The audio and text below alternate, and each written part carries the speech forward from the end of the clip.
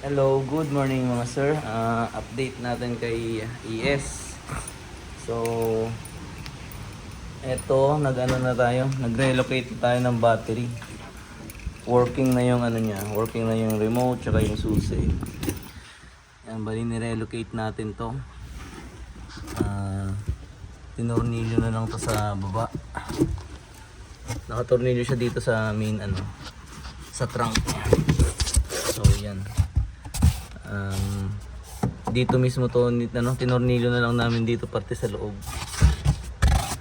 Yan yung pinaka magandang location para sa kanya. Nasa labas talaga. Gusto ko sana yung medyo nakatago sana siya. Yan, hindi pa to gaano na ano, hindi pa gaano na nalalagay ng maganda yung negative niya. Yan, ukaan ko na lang dito, ko na lang siguro ipadaan. Ayan, naka-relocate na tayo ng battery. Tapos meron din tayong circuit breaker. Yan, pwede itong mamamatay itong ilaw. Yan, naka-circuit breaker na rin siya. Dito sana yan namin ilalagay plano na battery. Para at least nakatago pa rin siya. Dito sana. So hindi masara kasi hanggang pag dito namin nilagay, tatama yung ano niya, itong poste na itong battery. So hindi siya masasarap pa rin. Maganda sana kung dito kahit na sagad na sa baba, wala na sana itong foam, styrofoam na to. Kahit wala na to, sabit pa rin siya. So yan yung pinaka best location natin ng battery. Yan, so naka-relocate na tayo ng battery. Tapos dito sa loob naman, tinanggal namin yung buong ano, dashboard. Ito, nakabit na namin yung dashboard. Konting accessories na lang yung ikakabit. Hindi pa to nakakabit naman ni Bella. Yan. Tapos bali na wire na namin yung ano sa oxygen sensor. Okay naman ng ano na gawa ng electrician ko. Hindi lang kami parte na i-troubleshoot yung last time kasi nakikabit na namin yung wirings ng ano ng CRV. May isang sensor pala yung sa crank position sensor sa harap. Hindi na gumagana yung sa CRV. So ginamit namin yung pang Japan surplus na crank position sensor. So yun, gumana na siya. Tapos may kinonvert kami ng body harness papunta sa O2 sensor. So bali hindi pa namin na-wire ng maayos yung O2 sensor. Ayan, yung sa cambio, yung sa cable, shifter cable niya. Siguro dito na lang namin papadaanin kasi medyo malapit. Bali yung yung kable natin is ito, kinostomize ko na lang muna to, temporary. And naikakambyo na rin naman. Pero may bago, kung may dumating ako dyan yung sa parang K-tuned na itsura na cambio. Yun na yung ilalagay natin. So hopefully mag-fit siya. Ano pa ba? Ito na lang. Working na siya. Nag-i-start na itong auto natin. Naayos na yung wirings. Salamat sa nag-assist sa amin ni Ron sa paggawa sa pag-wirings nito. Si John Ray, tagalipot dito lang sa Albay. So magaling siya mag-wire, nakuha niya agad yung yung problema nito. So eto, working na yung niya. Yung speedometer, pati itong RPM niya gumagana na rin. At ang higit sa lahat ay nag-i-start na siya. Medyo pumapalya-palya pa. Tsaka may ayusin ng konti sa sa tambucho. Yung linyada na winelding ko medyo may singaw.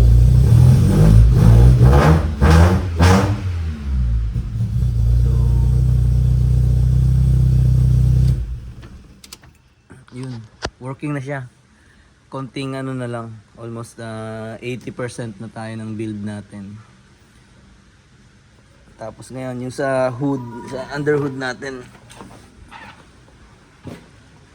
dito tayo sa hood. Bali i-arrange ko na lang itong ano na ito, yung sa wire harness niya. Yep.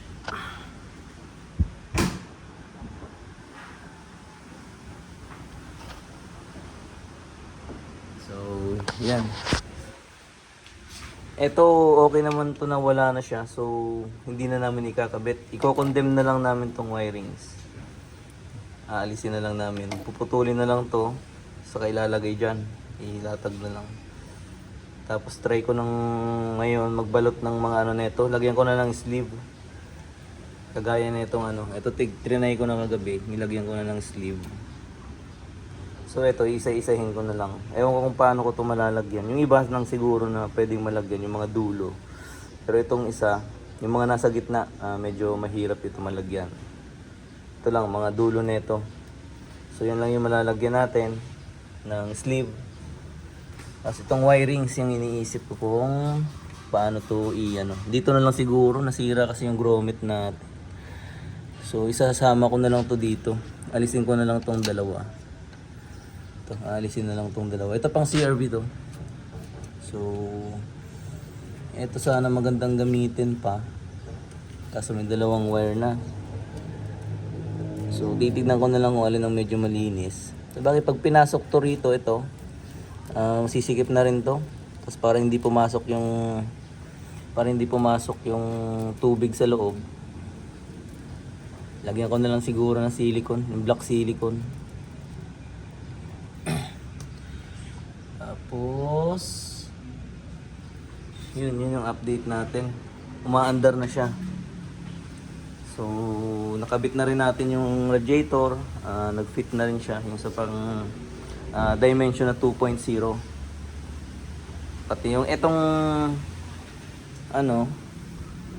condenser niya, yung stock to ng ES. So, wala pa siyang linyada. Hindi ko pa nalalagay yung linya niya. Tapos dito ko na lang naisipan ilagay yung sa power steering reservoir niya. Tank. Ayan. So, gumagana naman yung pump niya. Maayos naman yung circulation. Kahit nandito siya sa baba. So, okay lang. Ngayon, ang kulang ko na lang is coolant tank. Dito ko yung plano ilagay yung coolant tank na yun. Ito muna yung temporaryong ginawa namin. Para ng pag-testing namin ng makina. So, yan muna tinesting namin. So yun, update natin yan, yun lang. Kaya siya, umaandar na, yun yung good news dito. Tapos ito yung shifter cable na ipapalit natin kasi maiksi talaga to, yung kable ng CRV. Hindi pwede ang CRV tsaka dimension. So etong bagong dating natin na pyesa, sana mag-match na siya dun. Sana mahaba siya. So, ito munang ikakabit ko. Tayo. Mag-video unboxing tayo nito.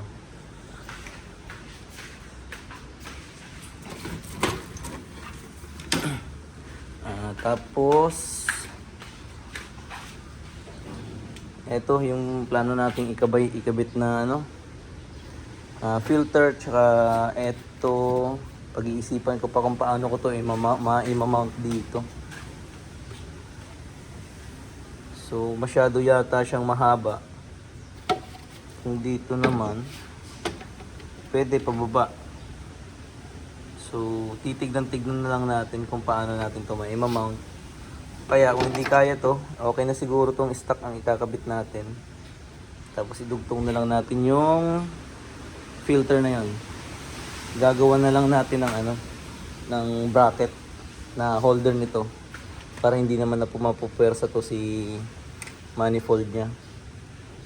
So, ganyan siguro. So, yun lang yung update natin. At least, maandar na siya. So, konti na lang. Nasa 80% na tayo ng build. Konting tono na lang. Ito, gagawa na lang tayo ng vacuum hose pala. Nag-iisipan ko pa kung saan natin padadaanin yung hose. Galing dito sa brake booster, papunta dito sa intake manifold.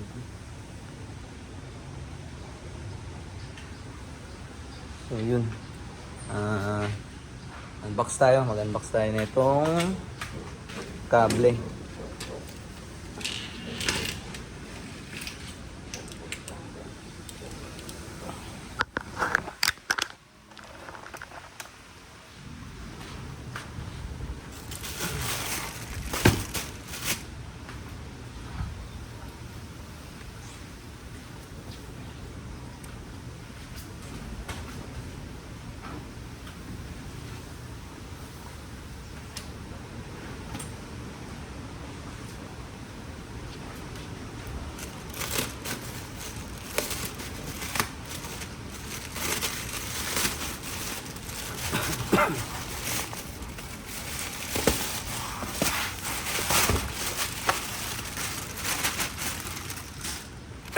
Ayun.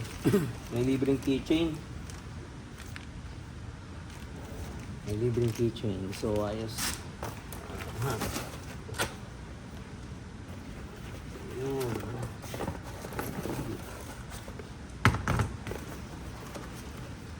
So yun lang, walang accessories.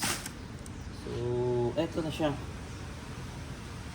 Sana mag-fit siya talaga. Kasi pag hindi ito mag-fit, ay nako, hindi ko na alam kung anong pang auto yung magmamatch dito.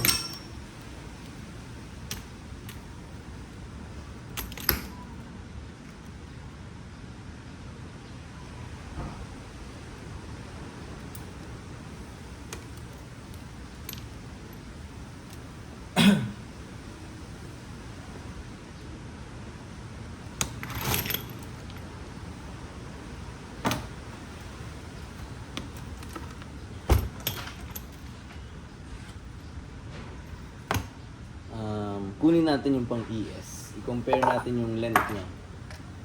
Sana maging okay. Kunin natin yung pang ES.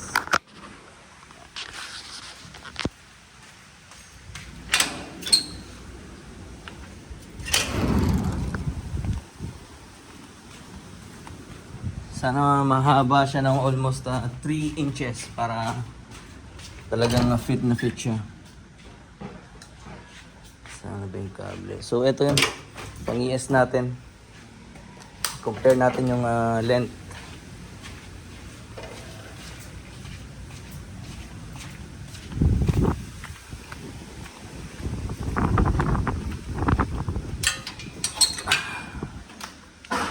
Yan, latag natin. So yan, pang dimension.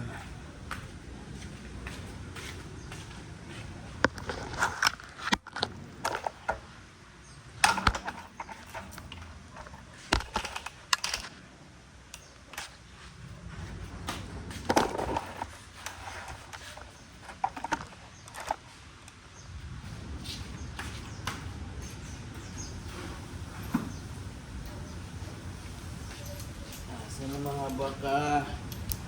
Ayun, so yun pa lang, kitang-kita natin yung diferensya. So sakto to. Sakto to. So ayos. Ilalagay tayo na ito ngayon. Time lapse tayo. Kaya tignan natin yung video kung ano. Pag nabuo to, i-compile ko na lang lahat ng mga video natin. So ito sure ball to, tatama yan. Swak na swak yan. So sige, yun lang mga sir. Kabit tayo, time lapse tayo. Palitan na natin tong kable ni CRB. Okay, bye bye.